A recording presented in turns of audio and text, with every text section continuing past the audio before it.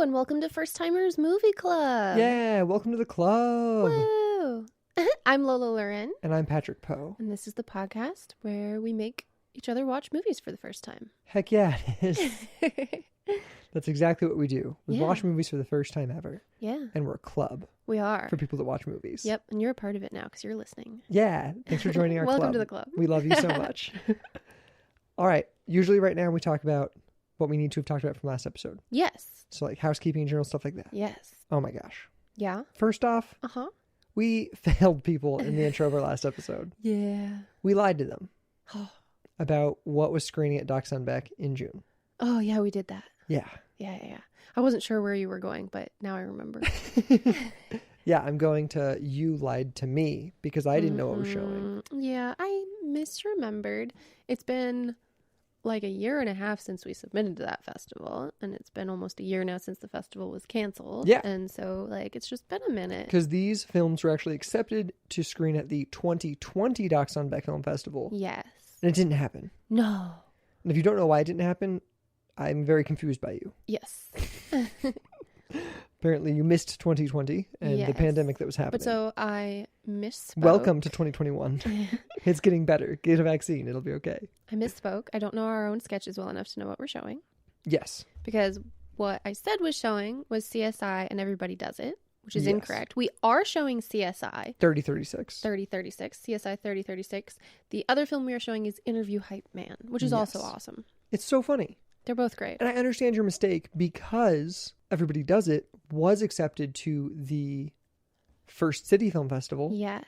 and did not screen because they didn't screen it because of the pandemic. Yes. But it was up for awards. Also, which this is like dumb, we shot both Everybody Does It and Interview Hype Man, which I confused for each other, in the same place. Yes. And you're the lead in both of them, or leadish in both of Yeah. them. And so they just kind of, they're both incredible, but I think Yeah, that makes sense. I totally understand. And they're both really funny. yeah, they are. And I'm so excited. And once you're done listening to this wonderful podcast, you can go watch them on our YouTube. Yes, you can. YouTube.com/IXFP. Yep. And if you're listening to this on YouTube, clicking over to another thing of ours is super helpful to us. It is. So we love that. Wherever you're listening, though, like, comment, subscribe, rate, all the good stuff. Yes. Tell your friends about us. Please do. Tell people how awesome it is to be a part of this wonderful club. Yeah. Because we love you here. Yeah. All right. And if you have any thoughts of the movie that we're watching or the movies that we have watched in the past, Yes. you can happily comment on our Instagram or on the YouTube video of those things, telling us what you thought of those movies Yes, please. and what your experience watching them for the first time was. Yeah. Or if you disagree with something we said, like, tell us. Yeah, like many people let us know they don't think Borat's funny. Correct. That was the predominant comment section of the Borat episode was, I didn't think it was funny. And I was like, oh, cool. Cool. Do we have any other housekeeping from last episode? Yeah, we do. Okay. I kind of failed us in a couple of different ways. No, never. I did. Okay. The first way I failed us is I don't know geography. Oh, cool. Ukraine and Kazakhstan are not close at all. Oh, cool. Technically, Kazakhstan is Central Asia and Ukraine is Eastern Europe. Oh, okay. And they're, in fact, a 50-hour drive between one and the other. Oh, shit. All Because right. I didn't really even realize how big, like, that Eurasia area is Yeah.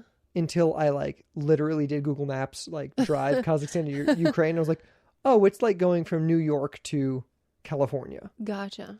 And then I was like, oh my God, that's just a small little part of Central Asia to Eastern Yeah. Europe. Yeah. Like, think of, like, Central Asia to all the way to the other side of, like, to Yeah. Britain. You know what I mean? I was like, God, it's so big, actually. It is. And I think that maps in the US especially show it so much smaller than it Yeah. kind of is. That's a whole discussion for another time. Because, yeah, Asia is way bigger than we are, but Yeah. maps. Yeah. Yeah. Just, yeah. So I failed us on geography of where Kazakhstan is. That's okay. It's more Central Asia. Okay, cool. I also was informed by our good friend, fellow podcaster, regular listener, Ben Wint. Oh, check out his podcast, too. Yes. It's wonderful. Ope Go- Radio. Go listen to Ope Radio. He is wonderful. We love him. He texted me letting me know Uh-huh. that I failed all of our listeners. Oh, my God. I'm glad he let us know. Yeah, exactly.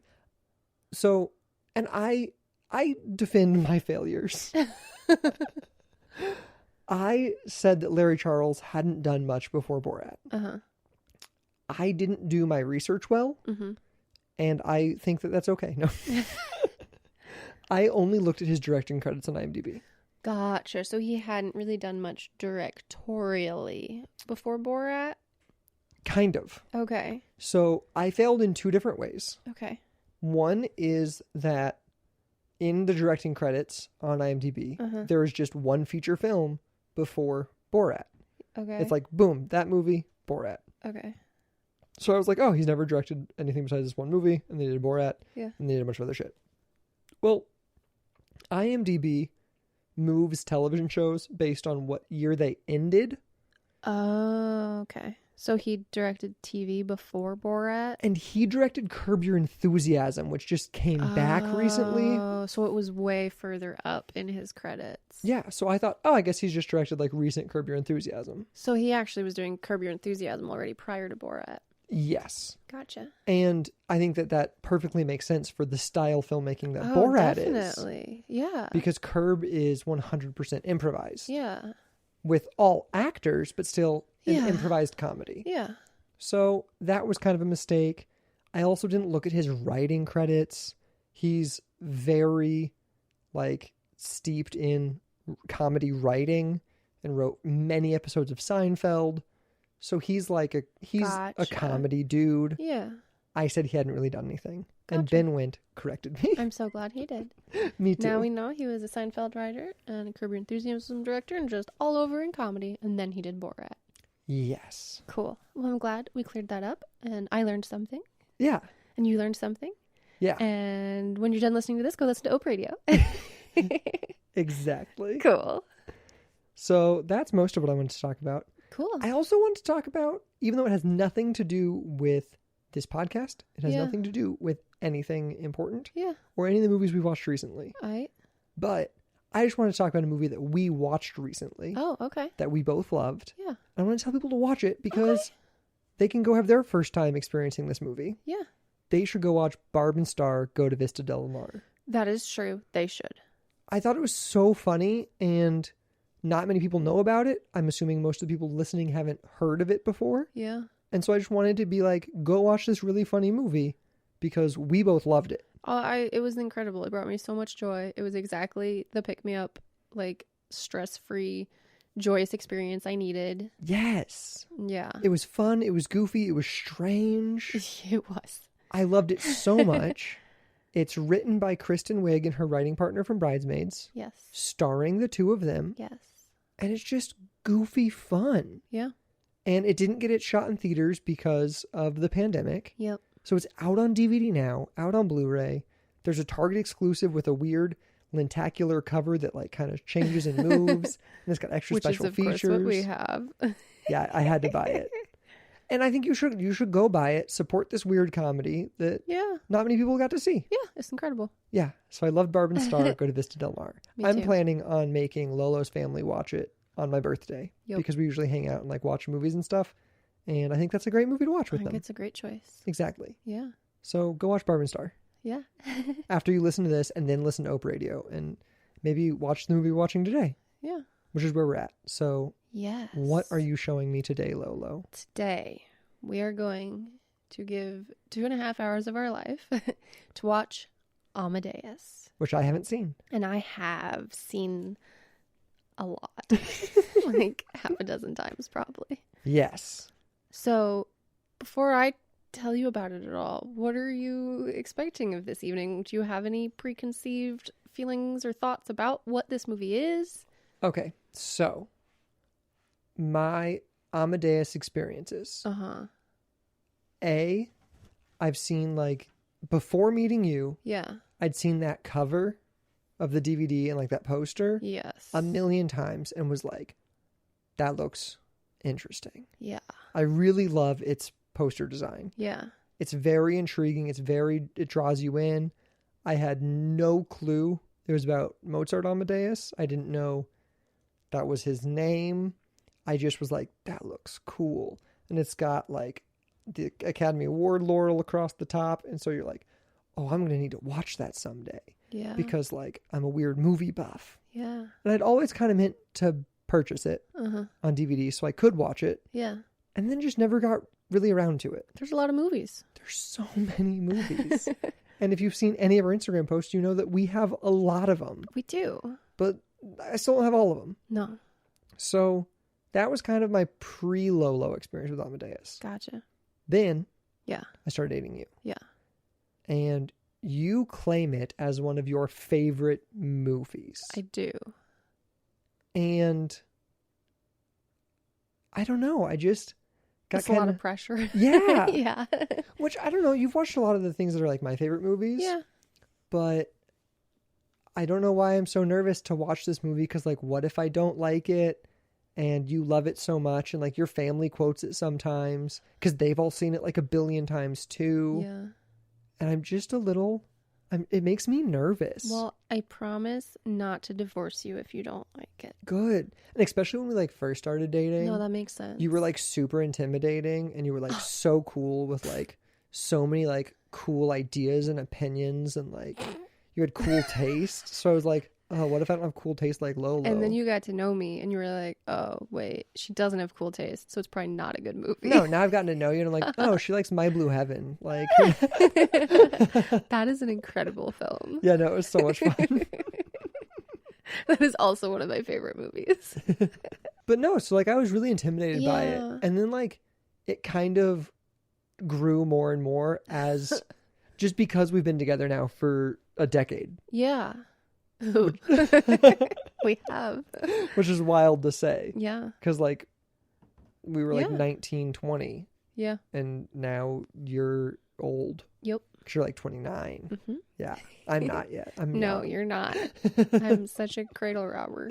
Exactly. I'm young right now. Mm-hmm. For like another month. Yeah, I love that April to June where I'm younger than you. So that's where I am at with Amadeus. Okay. I really don't know much about it. Yeah. I know it's about Amadeus, Yeah. Mozart Amadeus. Yeah. I know the wonderful song Amadeus. I wish it was in it. Oh, that would be incredible. By Falco. Oh, so good. I don't know who directed it. Okay. I don't know who acts in it. Cool. I know it has a cool poster, and I know I want to see it That's awesome. at some point, even though I'm scared of it. So I'm like, sorry, are you done? I didn't mean to cut you off. No, that was a period. That was a finished okay. sentence. You just looked thoughtful in the face still, which was really what made me feel like I cut you off. I was just like checking in to see like if I had any more thoughts in my brain. Gotcha. Turns out empty. You didn't find any? Okay, cool. Nothing's in there. Okay. Well, I am so excited to tell you about this movie because I feel like telling you about it is going to make you more excited. I'm really nervous. Even just the like basic info. Because there was stuff I didn't super know because I haven't like researched the movie before. I'm not that big of a fan. I just had seen it too many times. You're also not like a nerd in the way I am. No. You're so able to just like take in something and love it and just be like, Yeah. I loved that thing. Yeah. Where I don't deep dive. Yeah. I Yeah. feel like, personally, I feel like I can't love a thing unless I know every aspect of it. I can't claim to love it. Yeah. I get very nervous. Like, oh, see, I have no problem being like, yeah, Amadeus is one of my favorite movies. And somebody being like, who wrote it? And I'm like, I don't fucking know. I want that freedom. I want that mental freedom so bad. Cannot have it. I don't know. Oh, I don't I'm so know if I'll sorry. ever achieve it. Well, do you want, so Amadeus came out in 1984. Okay, I did not know that. That's a lot older than I thought it was. Yeah. Okay. Interesting. That's interesting. For some reason, it like if I was gonna guess what year it came out, Yeah. I would have said between like 97 and 03. Okay. Don't know why. Yeah. That's just kind of where I thought it would be. Okay.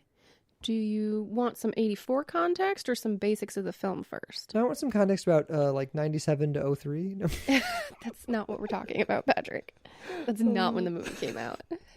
Tell me about 1987. No, 84. 84. I'm so confused. 1984. That's okay. See, that's so... I can't even... that's too old. I don't know why, but this movie isn't that old in my head. Yeah. That's so weird. Yeah. It's an 80s movie? It is an 80s movie. Because, like, in my head, 80s movies are going to like, be all the movies I'm going to read you on this top grossing films list of 84. they're like John Hughes and Back to the Future Yeah. and Ghostbusters. Yes. They're not Amadeus. No. So, I don't have this note in front of me, but Amadeus is one of, I think, only just a handful, like can count on one hand of films that won Best Picture and did not make top 5 in the box office ever. Oh, wow. And as of 2021, it is the most recent one. Wow. To win Best Picture and not ever make top 5 in the box office. That's so weird. And it's also so weird. And that's not like top grossing for the year. That's like to hit a top 5 spot at some point. Yeah. It did not do well. So that's so interesting. Well, two things. Most of the Best Pictures in recent years don't do well till being named Best Picture, and they put them back in theaters to get that top spot. Yeah. But that's so weird to me because it feels, and I think the reason I've kind of picked those years is it feels like the period films that kind of started being made, like Shakespeare in Love and other things, kind of Titanic, even because Titanic is a period piece. Yeah.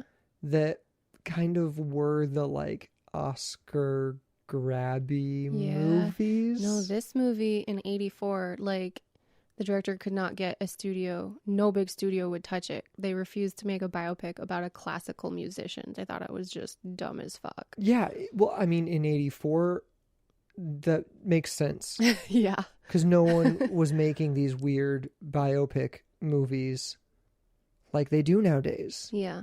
And so that's why I just assumed it was no, that more makes recent. Sense. That makes sense. Okay, so what were the top movies of the year? So the top grossing films of 84 were Beverly Hills Cop, Ghostbusters, Indiana Jones and the Temple of Doom, Gremlins, The Karate Kid, Police Academy, Footloose, Romancing the Stone, Star Trek 3, and Splash. Dude.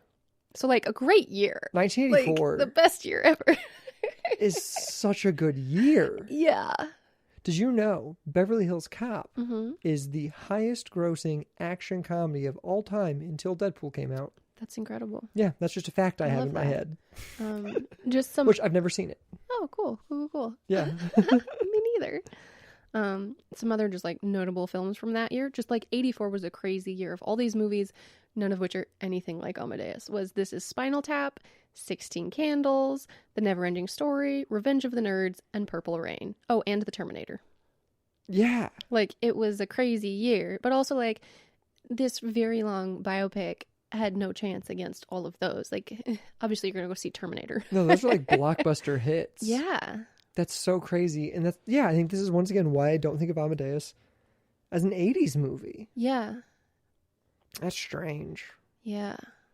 You're wrinkling my brain. So that was 84. Okay. Amadeus is on like no lists of any kind from 84 except for the Oscars and the Golden Globes. Okay. Okay. It was that movie. Since then, it's now on the National Film Registry. It's one of Roger Ebert's best movies ever. It's on 1001 Movies to See Before You Die. It's huge. Everyone is like, this movie is incredible. Since then, but like it was put in the film registry in I think like 2017. Like it's not. Wow. It was not in the 80s aside from the Oscar people. You know. Yeah. Not really a thing. It seems like. Also, so I'm just sitting here thinking about Amadeus, and I can kind of see the DVD over here. Yeah. I also think I thought it had some sort of weird, like the poster's so cool, but like it almost looks like Egyptian, like but the name Amadeus. I was very confused by it. It's a very stylized, and it's also like the only promotional art ever. Yeah. That imagery of the mask and the cape. Yeah. Yeah. So I'm intrigued. I'm intrigued to see how that represents the film. Do you think it doesn't? I do. I think it does represent the film. Oh, you think it does? I think it does. Oh, okay. I feel like that cover is the tone of the film. Whoa. Okay. So Amadeus, talk about the movie a little bit, and then we will watch it. I'll try to stay out of too much trivia though till after. I'll just it was directed by Milos Forman. Oh, that's a familiar name. One Flew Over the Cuckoo's Nest, Hair, Ragtime, The People vs. Larry Flint, Man on the Moon, Goya's Ghosts. Those are some of the big... That's why the name's familiar. Yes. But you've seen one over... One Flew Over the... Okay, I've seen, that and Hair. Was One Flew Over the Cuckoo's Nest before or after this? Do you know? It was before. I think it was, yeah. I mean, One Flew Over and Hair and Ragtime and then Amadeus. Okay. And he did a good handful before One Flew Over the Cuckoo's Nest that are not well known. Yeah. And then, I didn't assume he was like Larry Charles and just came out of nowhere. No. He did a good handful before that. But so that's the director. Okay. The cinematographer, I'm going to butcher his name. His name is Miroslav Ondracek. Great job. Is what we're going to go with. Dude, confidence. What I love about this, though, is that he and Milos Forman are both from Czechoslovakia. And the very, very, very first film they did together. And it was a short doc.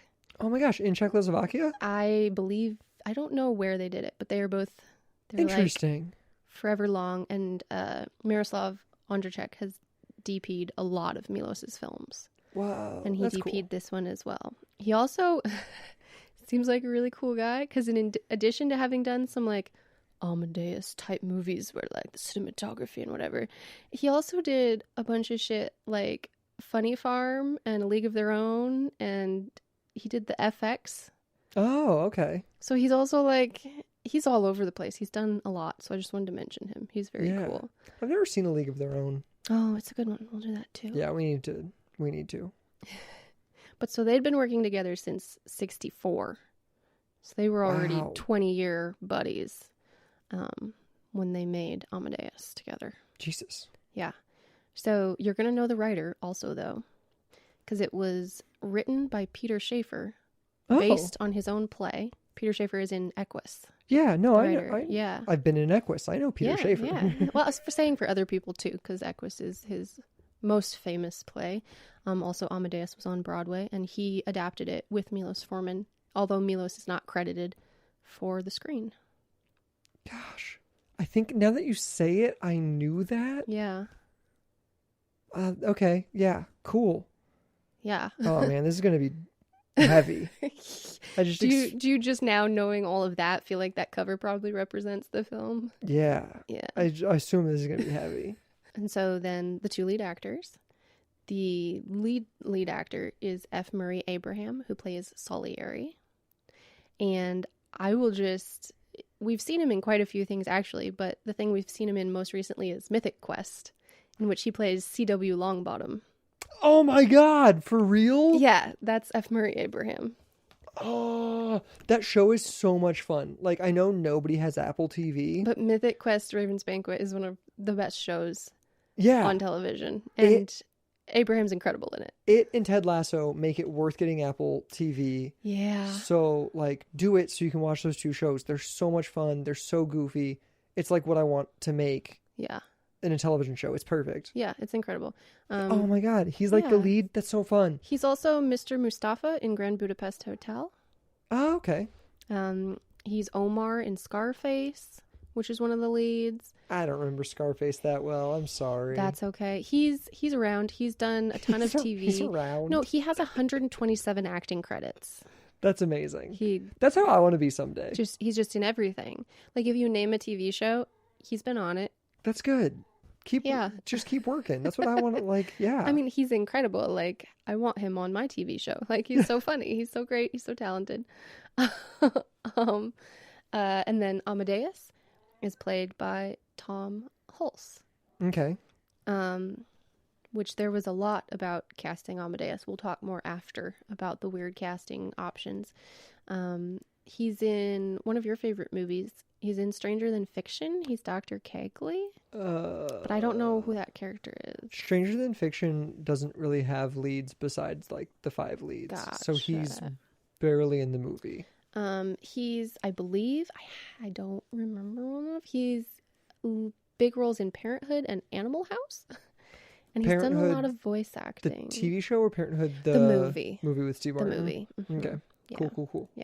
So, like, I don't really know any of his work besides this movie. I realized going through it. Cool. Which is just, like, interesting. Yeah. And I was like, shoot, do I need to see more of his work? Because I think he's great in this. I don't. That's one of those things that, like, there's so many productions and there's so many projects and there's so many like people acting and stuff Yeah. that like you can be a working living actor that nobody's really heard of Yeah. very successfully. Yeah. And that's, I don't know, I just find that cool. Sometimes that's comforting as like Yeah. an indie creator to like remember like, oh yeah, like not everyone knows everyone. If the goal is to like be able to live off your art, like you don't need to be the next Tom Cruise to do that. It is a thriving industry. And Exactly. Just, like, try hard. I don't Yeah, know. there are people that are just like working and survive, like living a probably comfortable life as like random people in commercials and like Yep. stuff like that. And so that's just cool and kind of comforting sometimes. Yeah. So if you're an artist, remember that. Yeah. So awards we'll briefly touch on, and then we'll get to this wonderful movie.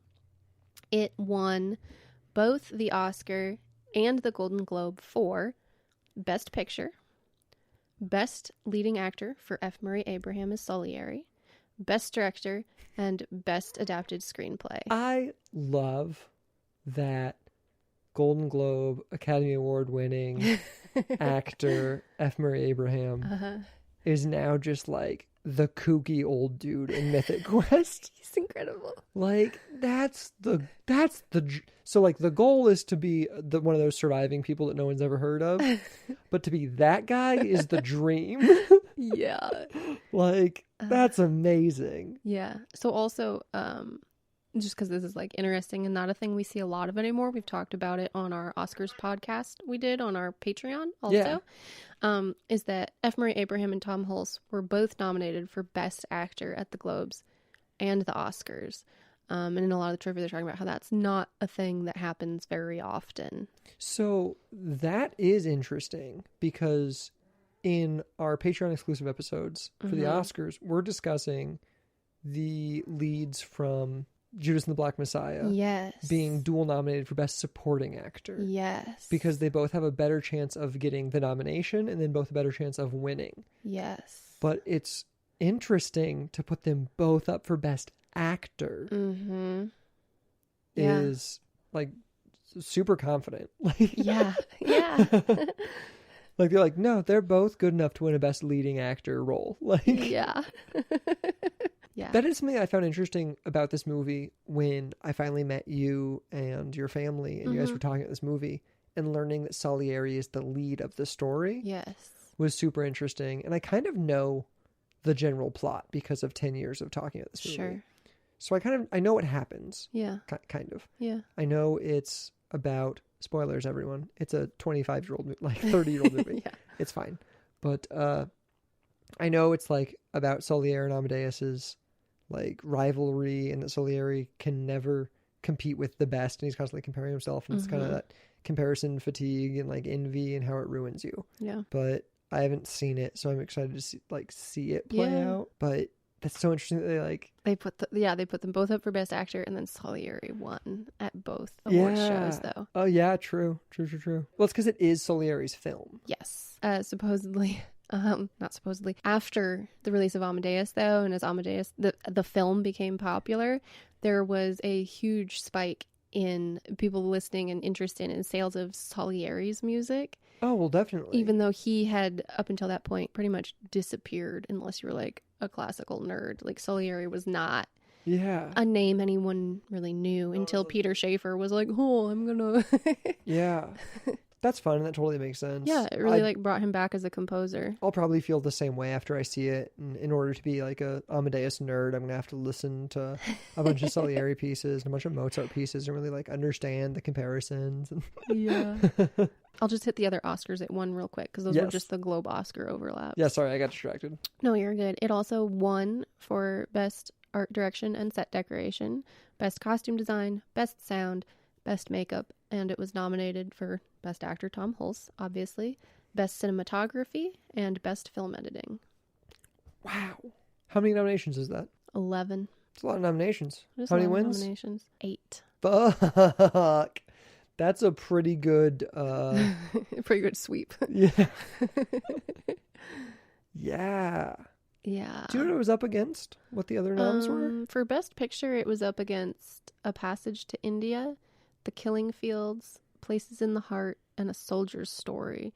Best director, I didn't write them all down. I do remember, though, one of them he beat was Woody Allen was up. Okay. That's so funny that, like, it's like with 84, all those, like, really big movies that are lasting the test of time, which were those biggest films from 84, all those nostalgia piece films, like, obviously got zero recognition at the Oscars because they're not the type of movies the Oscars care about. You mean like Indiana Jones and Terminator and Gremlins, all the grossing ones? Yeah. Yeah. Yeah. And like the stuff that John Hughes makes. 16 Candles came out that year. Yeah. Yeah. But like those movies have withstood the test of time in a much different way than the 5 movies you just listed. Yeah. In the fact that I haven't seen any of them. Same. Well, you've seen Amadeus. Oh, well, okay, yeah. I meant the other ones that were up.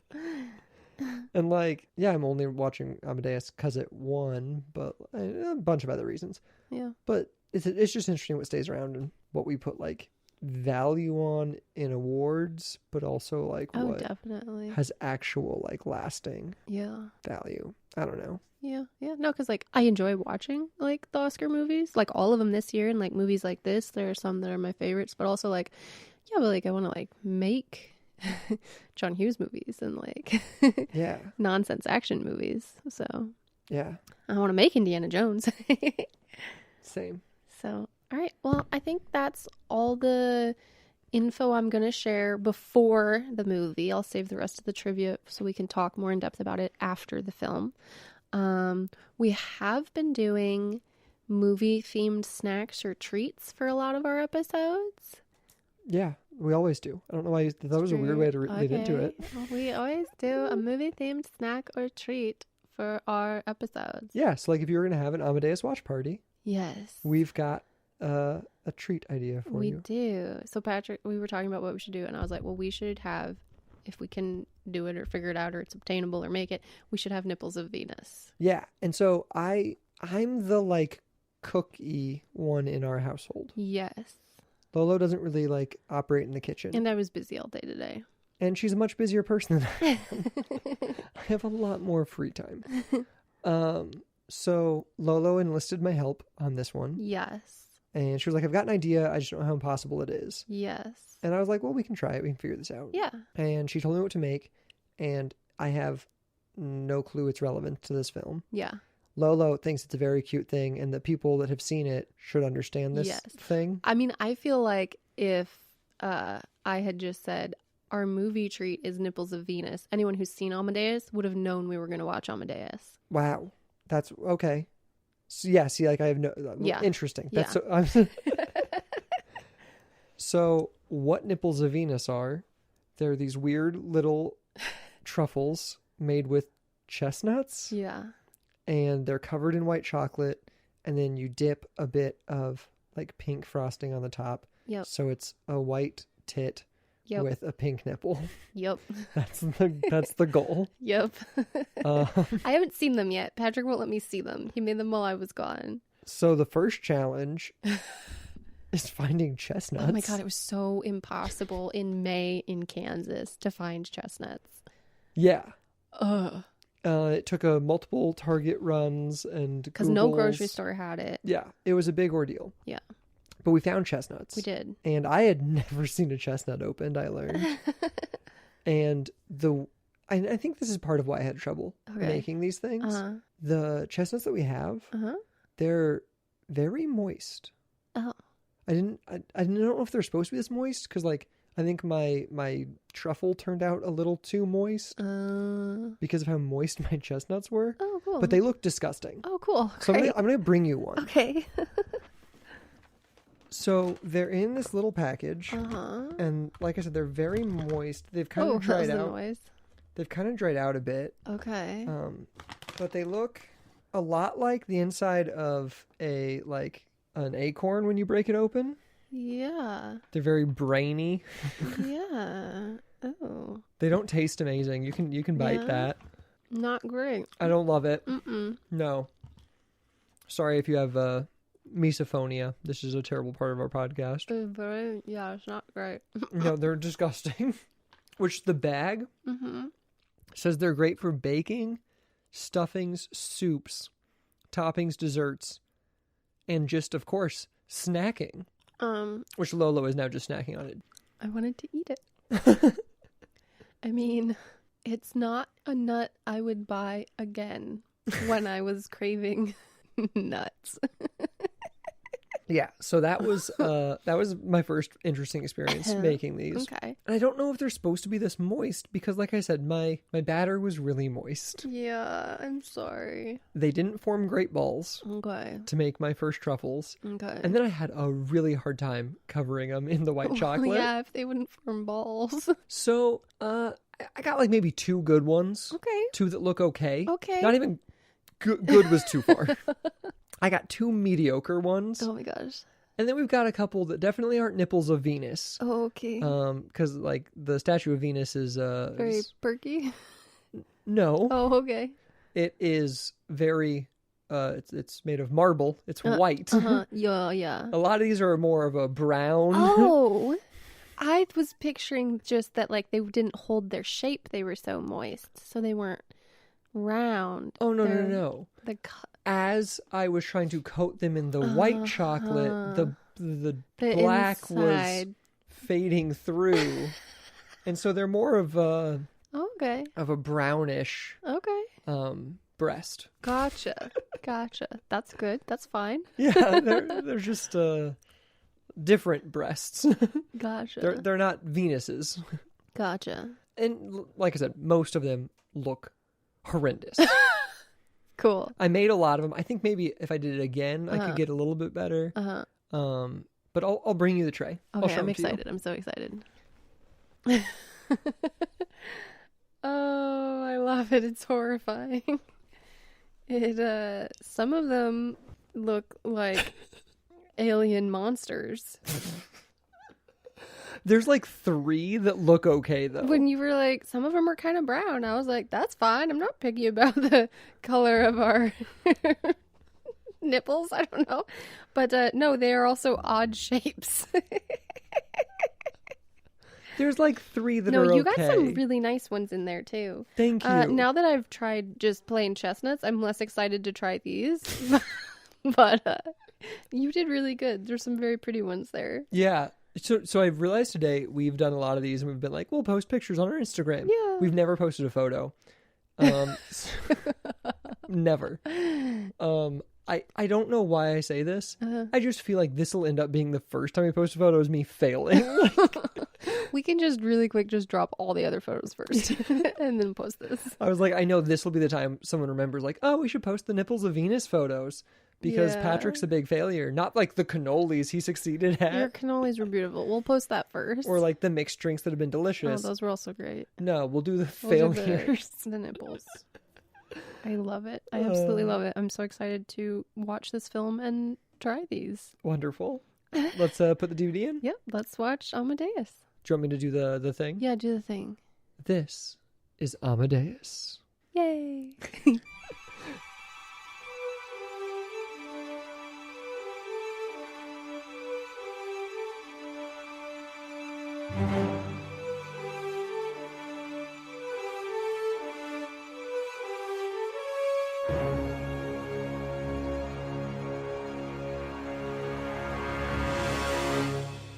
Alright, you have now seen Amadeus. Well, Lolo, I think our marriage is safe. Oh, okay. We're not getting a divorce over this movie. No. Okay. You've got good taste. Whatever. No, it was a really lovely film. Yeah. I can see why you like it so much, why your family likes it so much, and why it won so many awards. It's got all the things. It's about all the stuff. It's about all the feelings. Yeah. It's tragic, but also beautiful. It's about desire and jealousy and all that. Yeah. It just works. I agree. Superbly acted. Yeah. That was something I thought about while I was watching it, of like playing a composer, like being an actor playing a composer. Mm-hmm. I don't think I want to do it. I don't think that's like, there's like a lot of jobs that are technical that like take skill to do. And like, I could pretend to be a mechanic. Yeah. Like, I replaced my serpentine belt today. Yeah. But I could like pretend I'm wrenching on a thing. But like, pretending that you're composing and like pretending that you're conducting and pretending to play the piano, no, because there's too many people that are good enough at that can be like, you did that bad. For this film, yeah, because they didn't want to pretend. Yeah, Tom Hulse already played guitar, which is not the piano, but like he already had some musical inclination, and so he spent much time supposedly practicing the piano 4 hours every day to get to where he could actually like whenever you see him playing, he's playing. And even when he's playing upside down, that's Tom Hulse playing. What about Salieri? Same? He learned to play and conduct for this film. God, that's a lot to learn. Yeah. I don't think I have the musical talent to start learning. Like, he's learning a whole job. Yeah. Like, yeah. I mean, and to the point that it's in trivia that like actual musical people who's like it's their whole career, not just to pretend it is their job, have watched this film and studied it and been like, no, like if you watch it, like every note you're hearing, you're seeing struck. Like nothing you're seeing on screen is not what you're hearing. Yeah. It's very, yeah. That's cool. But yeah, like talking about like the themes of it, yeah, just like it works. It's a movie that like, yeah, I get why you like it. Yeah. It is. It just like it hits all the feelings in me, the good ones and the bad ones. You know what I mean? Yeah. And like both of the characters of Mozart and Salieri are so both relatable and despisable. Yeah. And like you kind of despise them because you relate to them. And then there's also things that you like see in them that you're like, oh, I wish like I had that. And then you're like, oh, I wish I didn't have that. Yeah. You're so right though. Cause yeah, like watching it this time, cause it's been a long time since I've seen it. This time I was watching it like, why is this trying to think about, like, why is this a film that like I've seen so many times? Did you come to a conclusion? I think so. It's going to sound so like pretentious. Like, I think I've just always, since the first time I saw it and I was like, in the weirdest way I ever felt so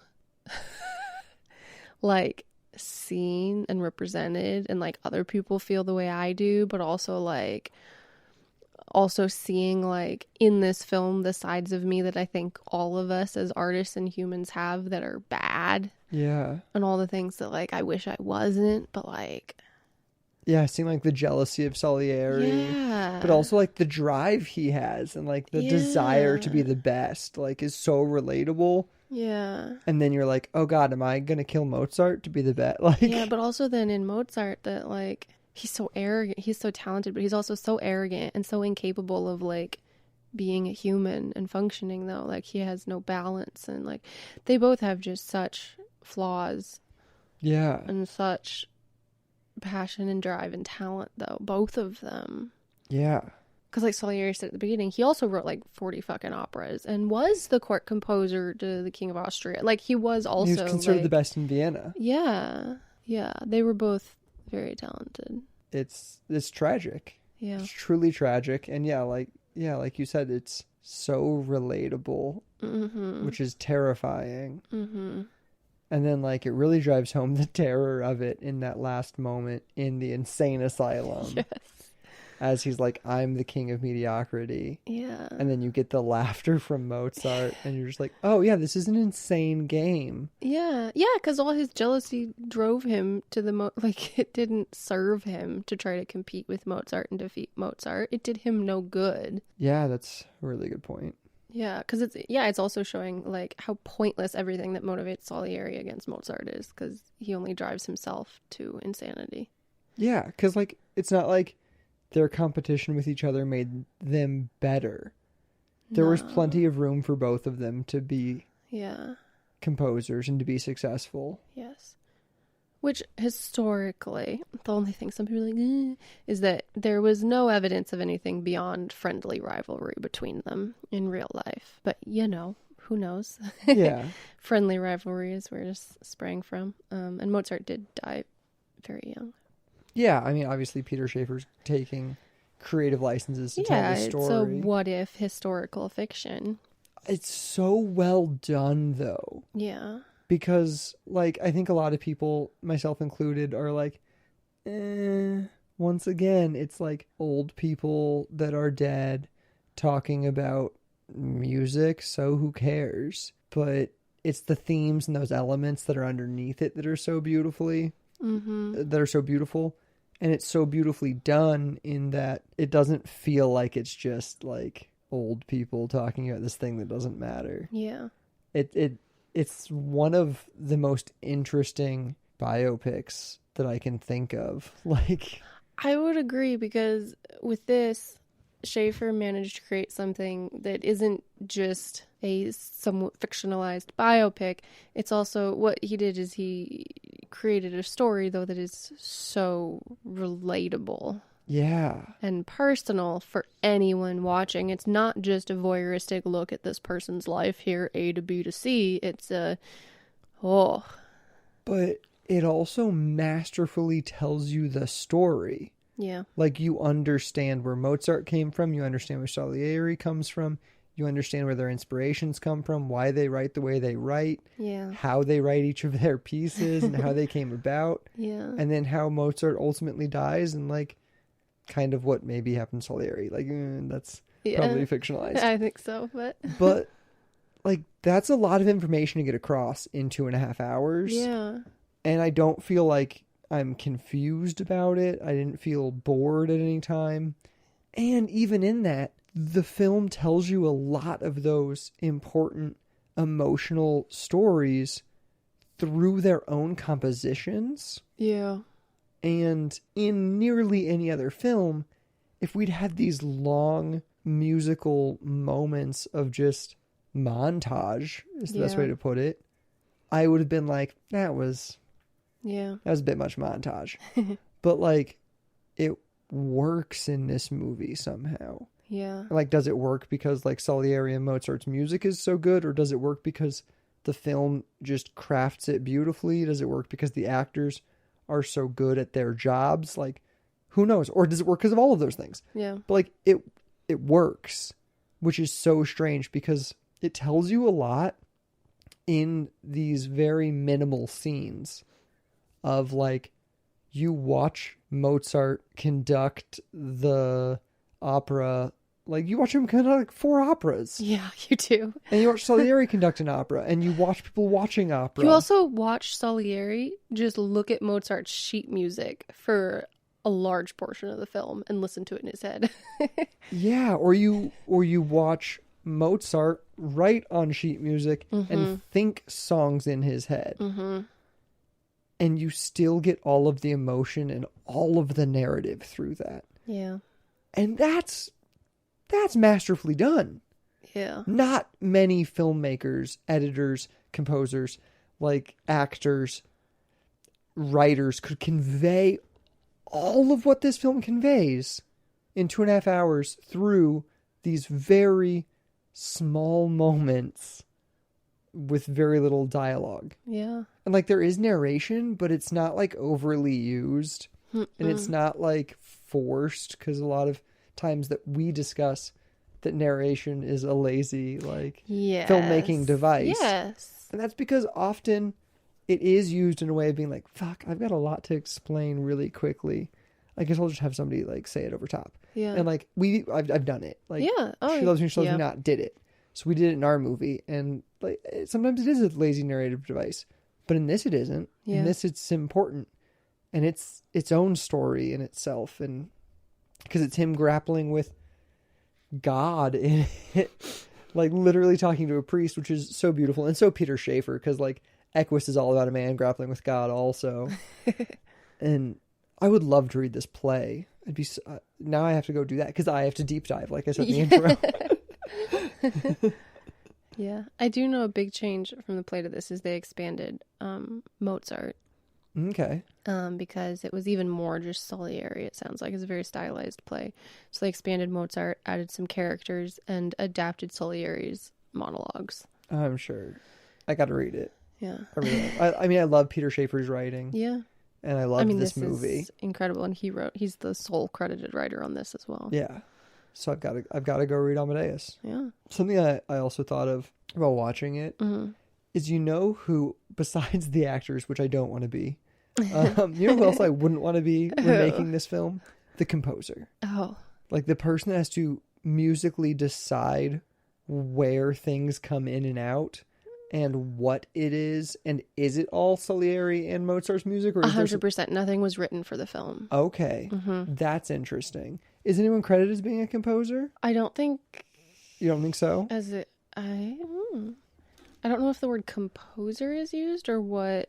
Or like if there's a musical director or something like that. I think that's probably more... But like watching the film, it's so well composed. Yeah. And those musical moments are so well chosen that I was watching it thinking like, oh man, you're making a movie about two great composers.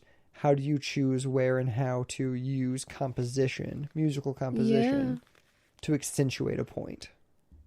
There are only people credited with music editor, conductor, music consultant, music supervisor, music coordinator. Yeah, there was 13 people involved in planning how to use the huge repertoire of these two composers. Yeah, and then also sound editor and a director and probably Peter Schaefer in some way had some plans on that. Yeah, because I know they talk about that even when you can't understand it, every piece of the opera was chosen also for the lyrics being used are relevant to the plot in that moment. Like it was all you can feel that.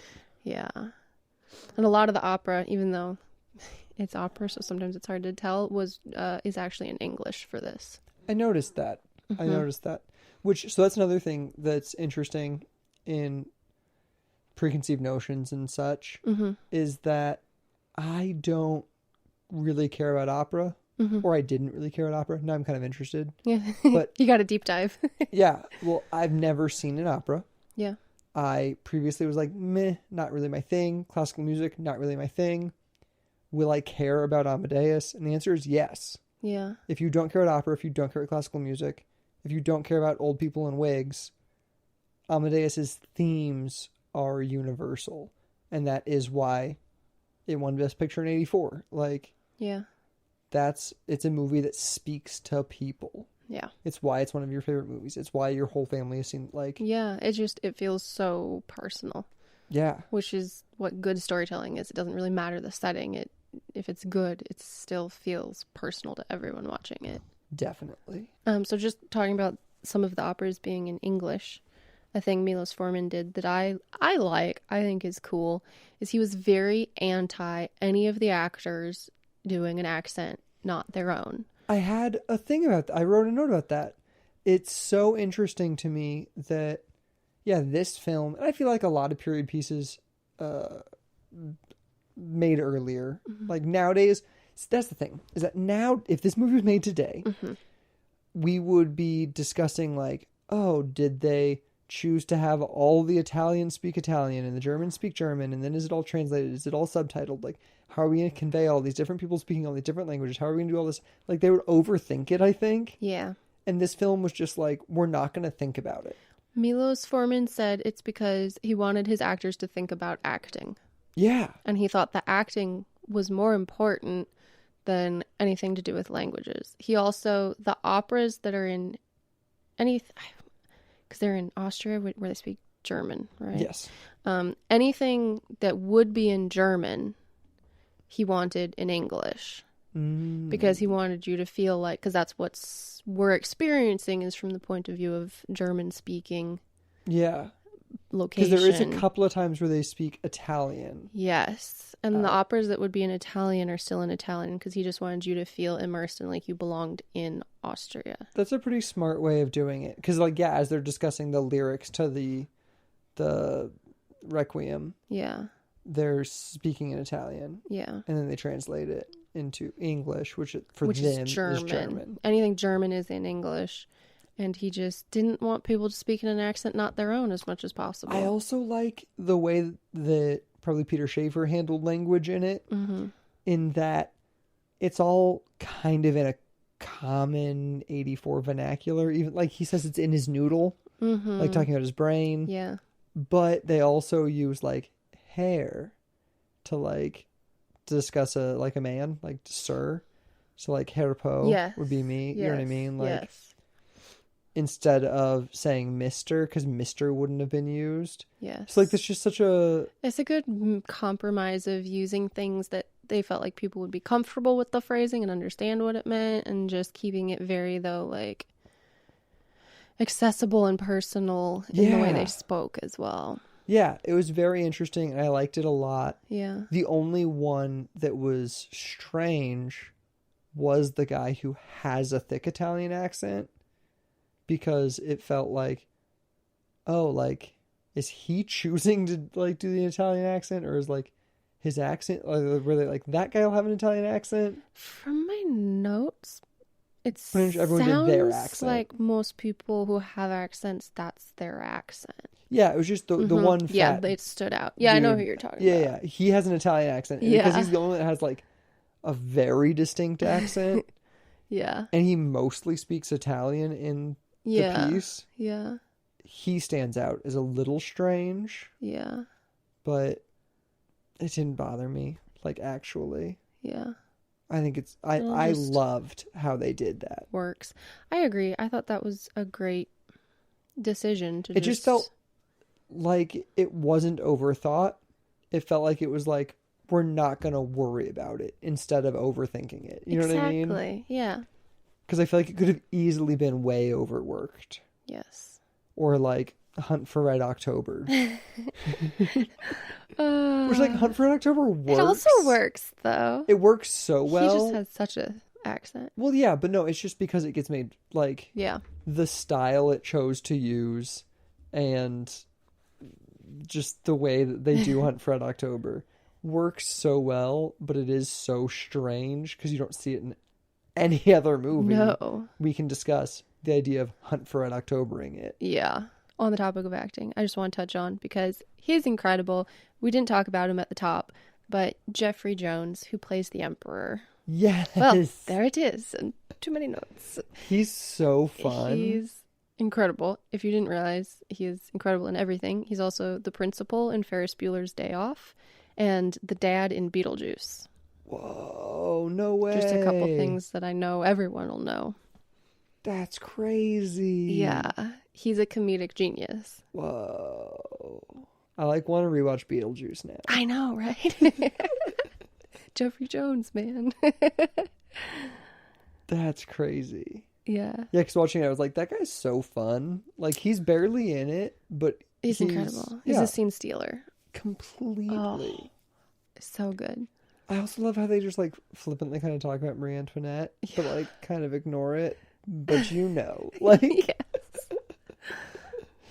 Which, like, made me want to watch, like, the Sofia Coppola Marie Antoinette, because I've never seen it. And I was like, oh, we'll just watch that. Let's just do it. We'll just do a theme. We'll do this whole era. Oh, my gosh. Yeah. That's a lot of my thoughts on it. I was going to ask you about seeing it for the first time yourself and, like, when and all those things, but you kind of explained, like, why you think it connected with you. I mean, I don't think I've thought about it that way the first time I saw it. You know what I mean? I saw it probably early teens. Okay. Mid-teens, 14-ish. I don't know. But it just, like, it was one of those movies where I was just, like, so tense the whole time. And I think I cried when Mozart died. Like, it was so... I think I watched it alone. Yeah, because I was going to say, you had the VHS when we moved in together. Yeah. Did you, like, buy it at a thrift store? Like, what made you watch this movie? No, I think it was a thrift store find, or possibly a thrift store find by one of my parents, just because it was, like, an Oscar movie. I'm not sure how it came to be in my hands, but I watched it alone, and it was just, like, I don't know, yeah. Just so much of everything I didn't want to be and everything I want to be, you know what I mean? Yeah. Like... And so, are you the person that forced, like, the rest of your family to watch this movie? I think so. Yeah. I just like that. Yeah. Except for I didn't let Amber, because Amber, my little sister, is 10 years younger than I am. I wouldn't let her watch the parts, like the part at the beginning. Yeah. So we would always skip and just watch, like, Mozart cackling and that kind of shit. So when it started, because I know that your whole family quotes Amadeus all the time, and it starts and he's covered in blood, I was like, oh, this is graphic for like the Lolo clan. I don't know if Amber has ever seen the beginning. Because I don't know if she's watched it past like. Well, I'm 100% going to ask her. Seen too many notes in his laugh. Well, I'm asking. The next day, okay, you're going to ask her if she has seen Salieri try to commit suicide. Yeah, exactly. And then I'll tell everybody on the next episode. Cool. Whether or not. My findings. Yeah. Cool. Dude, so that laugh. Because he's the Joker? Are you talking about how Mozart's the Joker? Basically, he is. Yeah. Yeah. So there are some... And Salieri is Batman, and he saved Vienna from the Joker Mozart?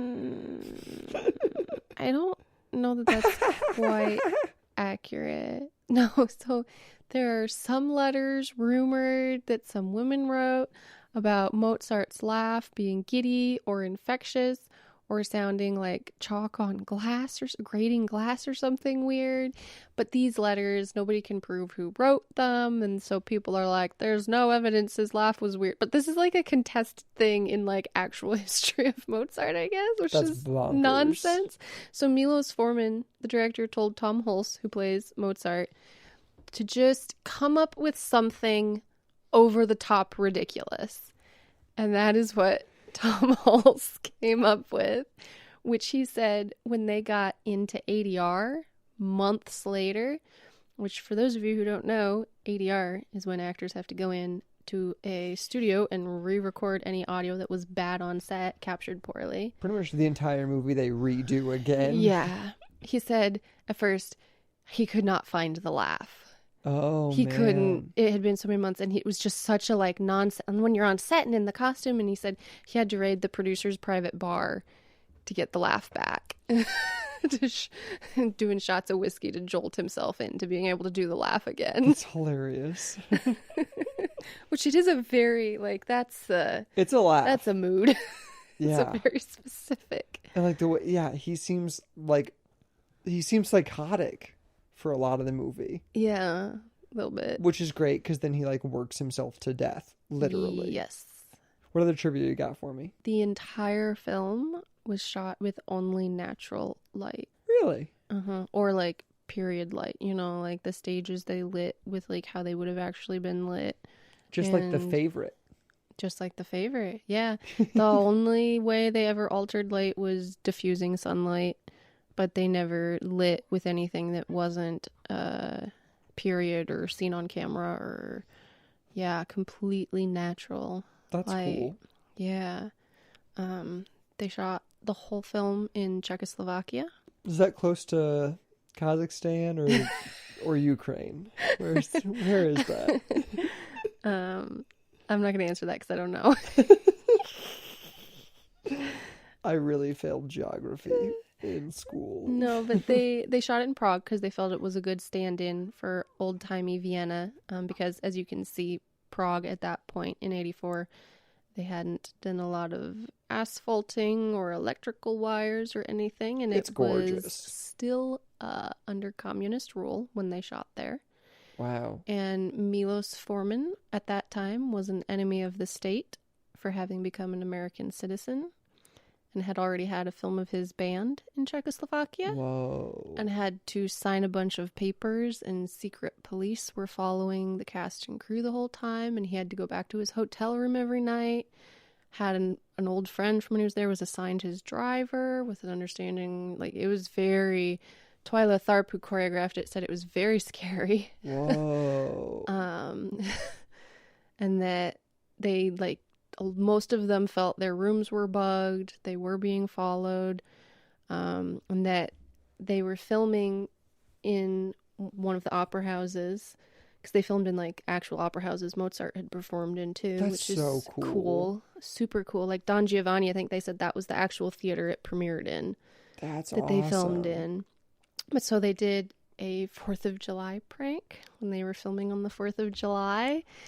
On one take, when Milos Forman called action, they had an American flag drop, and all the extras stood up and started singing the Star Spangled Banner, and Twyla Tharp said she thought she was going to actually die. She thought that would be like Oh my God. where she died, because 30 of the like hundreds of extras didn't stand up. Oh. And they believe those were all secret police that were there Wow. keeping an eye. That's crazy. So it was a very intense filming experience, it sounds like. But it is, I mean, gorgeous. They built almost none of the sets. They built a couple of the smaller indoor sets. But like the weird double doors with the door in the middle was all there. I mean, Because I love that. You know what I'm talking about? There's like to Mozart's house.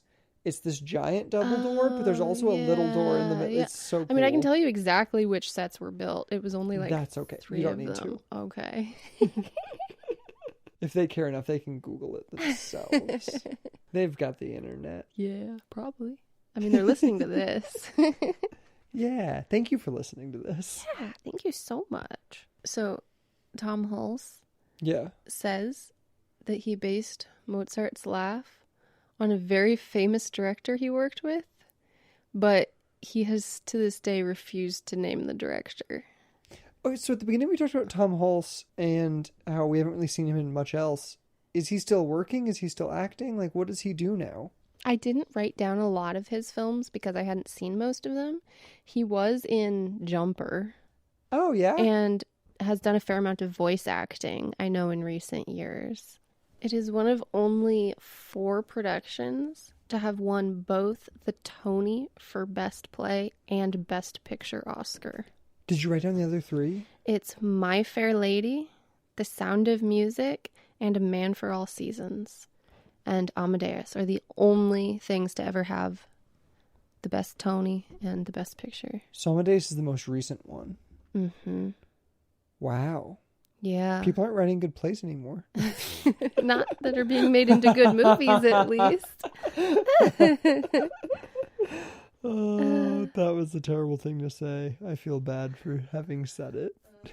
A couple things that are real, or at least like believed to be real events from Mozart's life are in the screenplay. Supposedly a lot of it is very much, including a interlude between child Mozart and Marie Antoinette, and the Emperor's comment that his piece, The Abduction from the Seraglio, had too many notes. Was supposedly an actual critique Mozart received from the Emperor. That's crazy. Yeah. Too many notes. It's a lot of notes. I understand. It is a lot That's of how I notes. feel listening to classical music. Too many notes. Goes on for too long. 20 minutes, too much. So the nipples of Venus in the movie Yeah. were just lumps of marzipan. Yeah, I could tell because they're all white. Yes, they didn't care. They just made lumps of marzipan. I could have served you a lump of marzipan in a circle. It's not, it's supposed to be, he even says chestnuts in the movie and brandy. But so Elizabeth Barrage, who plays Stanzi, Yeah. she didn't know she could spit out the candy between takes. So she ate so much, she made herself sick. And it's just marzipan. She says she ate about 15 whole pieces, which made her so sick. And she thought they were just absolutely disgusting. That was a horrible scene for her. I mean, I'm not a huge marzipan fan. It's not my jam. Jam's way better than marzipan. What did you think of the ones I made? They're not that pretty. I liked them a lot. Yeah. I'm not a fan of plain chestnuts. I thought the like chestnut and chocolate did like work well though. I thought it was a nice, like, not too sweet dessert treat. Yeah. But like, I mean, you noticed how kind of mushy it got. It was very moist. And so just getting it into little balls was hard first off. Yeah, no, that makes sense. They don't seem like something you could have dipped in chocolate or rolled in chocolate. They're very pliable still. I mean, you chill them and that made them dip in chocolatable. The problem is they quickly became, in a hot melted chocolate, they quickly started melting. Yeah. And so then like the chocolate started like, the white chocolate started browning and the white chocolate wasn't thin enough to really coat well. That was the biggest trouble. They were good, though. I think if I did it again, I could probably make them circular. I don't know that they were so good. That would be not an insult to you, just like as a treat. I don't know that they're so good. Yeah. We need to do it again. Yeah, I kind of agree. / I almost feel like it would be better with a different nut. I don't know. I don't know. I don't really know. They're fine. I think they're a fine treat. Yeah. I bet in 1770, fucking the bee's knees. Probably. I don't know when this took place. I really don't. Salieri supposedly really had a sweet tooth. Supposedly that is a true fact about him. Oh, well, great. I bet in 1770 this was a sweet treat. They do have that nice, like, they're not too sweet about them. Yeah, I agree. When did this take place? Do you know? I don't know exactly because it is so fictionalized. Mozart was did a lot of his bigger pieces in the 1770s and 1780s, though. Oh, okay. Is around where I believe his biggest operas So he were dies written. somewhere in 1780, 1790. Yeah. Yeah, somewhere in there. Some people considered for the role of Mozart. Yeah. Mel Gibson, Mick Jagger, Tim Curry, and Mark Hamill. Oh, weird. Which- Mark Hamill has a great laugh because he Yeah. is the Joker. Yeah. Tim Curry played it on Broadway, I do Okay. believe. I was going to ask that, like, who did these on Broadway? Tim Curry. Yes, Wow. it was. And, oh my God, it was an incredible cast. I forget who was Salieri. I want to see Ian McKellen. Wow. Let me check that fact, though. Yeah. Then I'll ask you another question that you're not going to have an answer to. Great. Tim Curry did not originate the role, but he did play him. Oh my God, you lied to me. Not that he played him. You still half lied. Not only did you lie to me, you lied to our audience. The audacity. Ian McKellen was Salieri for a while. A lot of Okay. people have played both roles. It looks like it was on enough that there were multiple. Don't you worry. When I buy the play so I can read it, usually in plays, it'll give you the cast of the original production. So we'll get the answer. Cool. Also, one studio tried to convince Milos Forman to cast Walter Matthau as Mozart in exchange for funding the film. Ugh. And Milos Forman was like, no, because Walter Matthau was like 60 at the time and Mozart died at 35. And Milos Forman was not willing to have someone that much older than the real life person play. Didn't want to make Mank. Yeah. Or even Judas and the Black Yeah. Messiah. Yeah. And our listeners don't get that unless they're listening to the Patreon exclusive episodes. So go get Patreon. Patreon.com/IXFilmProductions. And figure out why I made those jokes. Yeah. Okay, so the question I was going to ask you after that, Yeah. that you're not going to have an answer to. Yeah. So I was watching this movie, and all these people in these big white wigs. Yeah. And I'm like, where the fuck did they get all this hair in old-timey times to make all these wigs? Because, like, everyone's in white wigs all the time, right? Like, everyone's just in wigs all the time in general because, like, they lost all their hair to syphilis, right? I think that's how a lot of it started. And so that's, like, why the wig trend was a thing. It's because of all this Yeah. syphilis. But, like, where the fuck are they getting the wigs? Horse, goat, or human hair in the 18th century. All right, so they're buying... Any of the above three. They're buying poor people They're that don't buying have syphilis Poor people hair. hair or just using goat or horse hair. Got it. Mm-hmm. How do Yeah. they get it white? I don't know. These are the important things. Is it? Yeah. Somebody that's a historian, let me know. Comment. Okay. Is that all the facts? The only other thing is just the piece that inspired Schaeffer's piece Yeah. was a piece by Russian writer Pushkin.